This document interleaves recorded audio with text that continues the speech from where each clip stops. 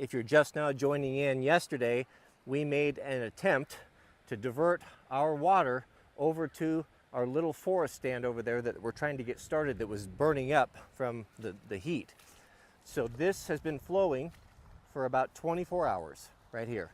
All of this water collected with the irrigation dam and then redirected, and we are going to go follow it. Now when we started, it was just 3 little trenches I shoveled out, and after I turned off the camera yesterday, I regraded some of this. I was losing a lot of the water over the edge that was diverting back down to the river. We don't want that. We want to keep it on our land until our field is irrigated, the trees are irrigated, then we will divert it, you know, and I have avenues for that, so it doesn't need to be escaping over there. So that was a little half measure until I can get it properly dealt with. So now look at that. Some Philistine has thrown a bubbly can and it's washed down in the irrigation. I'll come back for that. So here are the little channels. I hand shoveled these out yesterday. 1, 2, 3. Well, since then, the water has come in 100% and it was probably unnecessary, but they do work when the water level is low. But we have, we're flowing, guys. Here is the end of the trench that went to the tree. Remember that little trickle? That one tree is getting it's getting a drink. Well, they have a drink now because they're all underwater. And this is absolutely fabulous. I'm going to show you something that's so interesting. So I was using a sprinkler on these guys, and they were dying. They were literally dying, and they were turning brown. And I was just so dismayed. And all it took was 2 days of rain. And look at there's an example. Let me see if I can focus this.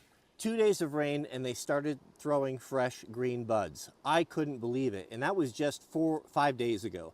So now that we have this irrigation water on them, I think that they're going to pull out of it. This is one of the worst ones right here. Most of them are pretty good. If we look around here, we can see, yeah, here's another one. Look at this. So this is is that a Doug? I think that's a Doug. And I thought it was dead. It was one of the few that didn't make it of the Dougs. And look at those green sprouts it threw up there, just from 1-2 days of rain. It was incredible. And I had been I had been using a sprinkler on these, but it wasn't enough. But now, look at this. Look at this. All right, so I'm in 6 inches of water here. So everything you can see here, all these trees are being irrigated. I just have to set that one tarp. That is very exciting and a good start. Now the job is watching and seeing. After you irrigate, you look and see, is there anything turning brown? And it'll show you the field, you know, really quickly what didn't get water, because it starts to turn brown, it doesn't stay green, doesn't thrive. And then I'll mark that and then we'll address it. And then in 10, 12 days, we'll reflood again, and then we'll go and deal and get water over to those spots. And ultimately the goal is going to be to have a field that gets 100% coverage of water with the least amount of sets with the dam, the least amount of work for me.